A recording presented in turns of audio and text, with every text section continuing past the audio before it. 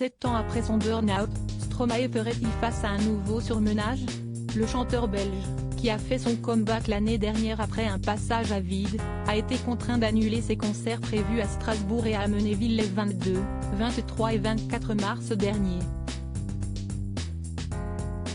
Une absence justifiée par ses équipes par des raisons médicales, sans en dire plus sur la nature exacte du mal qui a poussé l'interprète de l'enfer à faire faux bond à son public. Pour le journaliste Thierry Collijon, interrogé par Le Parisien ce vendredi 31 mars, un parallèle entre la situation de l'artiste en 2015 et le présent ne serait pas envisageable, on ne peut parler d'épuisement. Sa tournée est beaucoup plus légère que la précédente où il avait fait 200 concerts en 2 ans, et il n'est qu'à mi-parcours.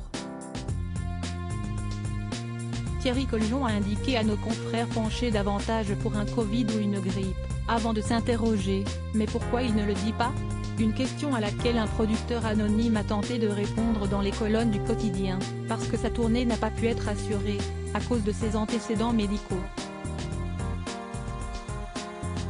Une supposition formellement démentie par Aouri Productions qui manage Stromae, c'est bien sûr archi faux.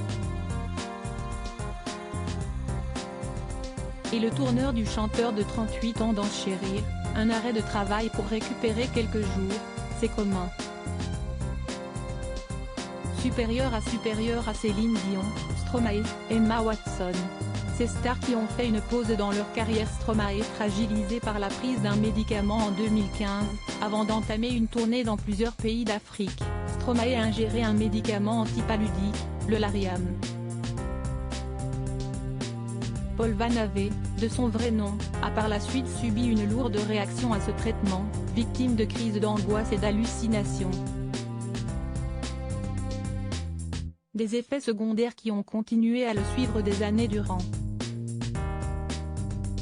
Aujourd'hui, je suis sensible aux crises d'angoisse. Il m'est déjà arrivé de devoir retourner d'urgence à l'hôpital, avait-il expliqué en 2017 dans un entretien accordé à Marianne. Et d'ajouter, j'ai peu de regrets dans ma vie, mais, si je pouvais revenir en arrière et éviter de prendre du Lariam, je le ferais sans hésiter.